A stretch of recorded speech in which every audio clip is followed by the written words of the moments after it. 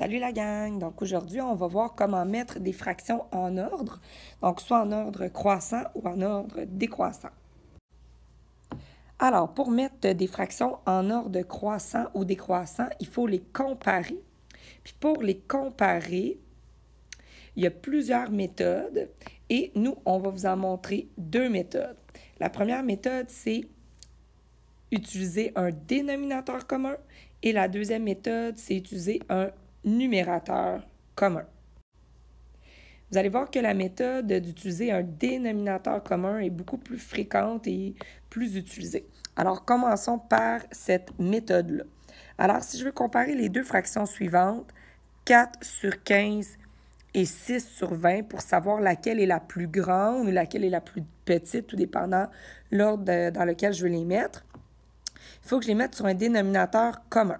Alors, je dois trouver un dénominateur qui est commun à 15 et à 20. Deux façons d'y arriver. Soit on les multiplie ensemble, donc on fait 15 fois 20 et ça nous donne un dénominateur commun. Ou on peut aller faire le PPCM de 15 et de 20 et ça nous donne aussi un dénominateur commun. Dans ce cas-ci, je vous suggère plus de faire le PPCM de 15 et de 20. Pourquoi? Bien parce que si tu fais 15 fois 20, ça va te donner quand même un grand nombre. Et plus tu as un grand nombre, bien, plus il faut que tu joues avec des multiplications de grands nombres et plus il y a de chances de se tromper. Alors, c'est pour ça qu'en faisant le PPCM, on va trouver un multiple qui est plus petit que si on les avait multipliés ensemble. Là, je vous parle dans ce cas-ci. Il y a des moments où tu les multiplies, c'est facile de trouver un dénominateur commun et même des fois, tu les multiplies, ça te donne le plus petit commun multiple. Mais dans ce cas-ci, allons-y avec le PPCM. Alors, 5 divise 15 et 20. Donc, ici, on a 3 et on a 4. J'ai fini le PGCD. Je poursuis avec mon 3. Ensuite, avec 2. Et encore avec 2. J'ai terminé. Je peux maintenant multiplier les nombres que j'ai ici. Alors, 5 fois 3, 15 fois 2, 30 fois 2, 60. Et donc, le plus petit commun multiple ou le dénominateur de 15 et de 20, c'est 60. C'est le plus petit, donc ce sera plus facile de faire nos multiplications. Alors, je veux mettre mes deux fractions sur 60. Donc là, je me demande 15 fois quoi va me donner 60. C'est 15 fois 4. Donc, si je fais fois 4 en bas, je dois faire fois 4 en haut, ce qui me donne 16. Ensuite de ça, 20 fois quoi donne 60? C'est 20 fois 3. Donc, si je fais fois 3 en bas, je fais fois 3 en haut et ça me donne 18. Donc, si mon objectif était de les mettre en ordre croissant ou de déterminer laquelle est la plus grande, par exemple, bien ici, je pourrais dire suite, après les avoir mis sur le même dénominateur, que c'est 6 sur 20 qui est la plus grande fraction. Donc, voilà la méthode avec le dénominateur commun. Parfois, les mettre sur un dénominateur commun, c'est difficile dans le sens que ça devient un extrêmement grand nombre et même le PPCM est un extrêmement grand nombre. Comme dans ce cas-ci, 24 et 73, si je faisais leur PPCM, bien, ça donnerait un très grand chiffre. Donc, dans ce temps-là, il y a moyen d'y aller avec le numérateur commun. Hein? Si je regarde 7 et 21, ça va être plus facile de trouver un numérateur commun qu'un dénominateur commun. Comme je disais tantôt, c'est une méthode qu'on utilise moins souvent, mais elle est quand même très intéressante.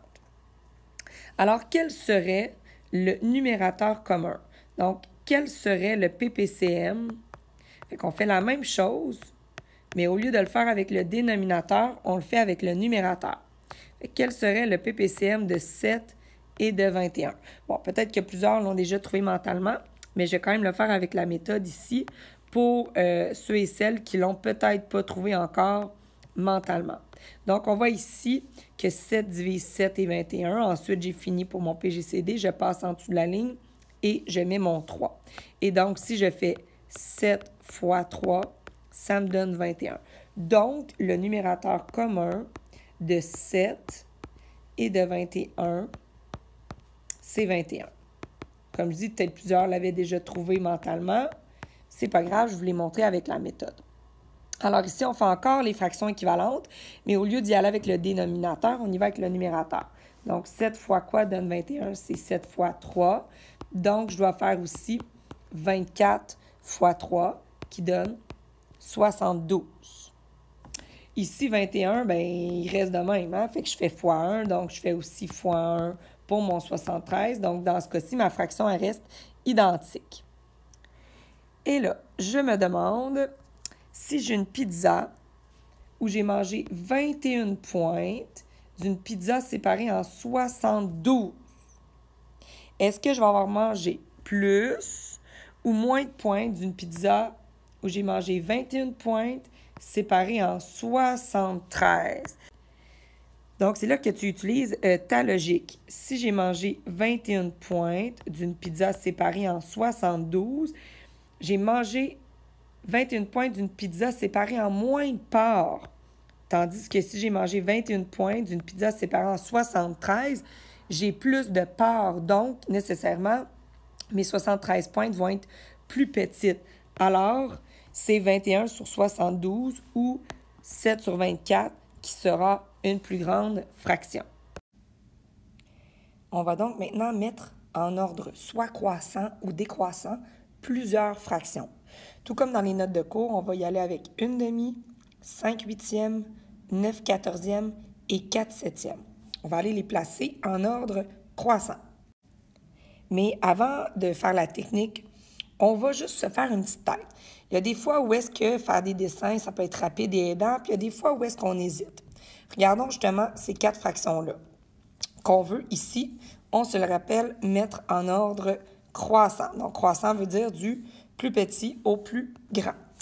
Alors ici, je vois bien que le dessin a 1/2, 5/8, 9/14 et 4/7. Bon, là, on s'entend, les dessins ne sont pas parfaits non plus. C'est pour ça qu'il y a des dessins. C'est pas la méthode à privilégier, mais des fois, ça nous permet de se valider et être sûr que qu'est-ce qu'on a fait, c'est bien.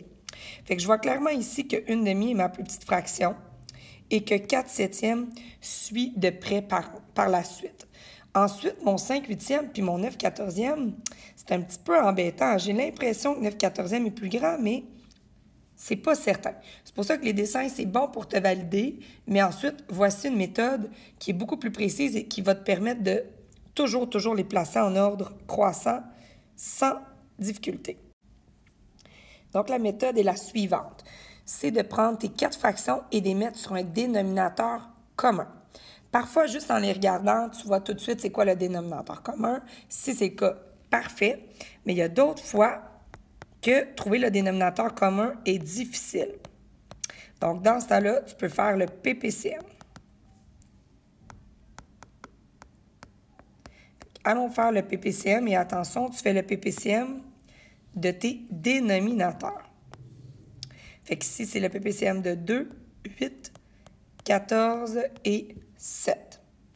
Alors, ils se divisent pas tous par 2, ils se divisent pas tous par 3, ils se divisent pas par 5. Donc, lorsque je vois que je ne suis pas capable de diviser tous les nombres par le même nombre, alors ça veut dire que le PGCD, c'est 1. Ensuite, je poursuis avec mon PPCM, mais cette fois-ci, je ne suis pas obligée de diviser tous les nombres par le même nombre. Donc ici, 2 se divise par 2, 8 se divise par 2, puis 14 se divise par 2, mais pas le 7. Ensuite, je peux une autre fois le 2 avec le 4, et je peux une autre fois le 2 avec le 1. Et ensuite, il me reste finalement un 7 pour finaliser mon PPCM. Et là, pour trouver mon PPCM, je dois prendre tous les nombres qui sont dans la colonne de gauche et je les multiplie.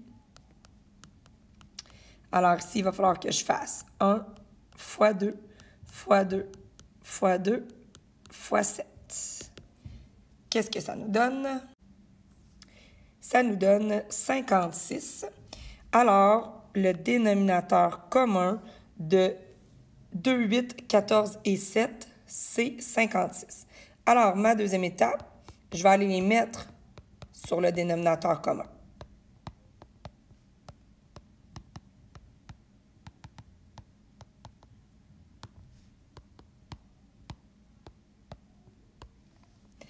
Alors, 1/2, 5/8, 9/14 et puis 4/7. Il faut les mettre sur 56. Alors, 2 fois quoi donne 56? Tu peux faire 56 divisé par 2 pour t'aider à trouver. C'est 2 fois 28. Alors, si je fais 2 fois 28, je dois aussi multiplier mon numérateur et ça me donne 1 fois 28, 28. 8 fois quoi donne 56? Là, il faut que tu utilises un peu tes multiples. C'est 8 fois 7. Si je fais fois 7 en bas, je vais faire fois 7 en haut. Ensuite, 14 fois quoi donne 56? Encore une fois, si tu ne le sais pas, prends une feuille brouillon à côté, il va faire ton 56 divisé par 14 et ça nous donne 4. Donc, je dois faire fois 4 en haut. Et 9 fois 4, ça nous donne 36. Et finalement, 7 fois 8 donne 56. Donc, je fais également 4 fois 8 en haut et ça nous donne 32. Donc là, c'est beaucoup plus facile de comparer. Donc, troisième étape, on va comparer les fractions. Et notre objectif, c'était de les mettre en ordre croissant. Fait que allons-y les mettre en ordre croissant. Fait que la plus petite fraction, c'est 1/2 telle qu'on le pensait. Ensuite de ça, c'est notre 4/7 tel qu'on le pensait. Et ensuite, on hésitait entre 5/8 et 9/14, mais c'est 5/8 et finalement 9/14. Donc, et voilà pour comment placer des fractions en ordre croissant.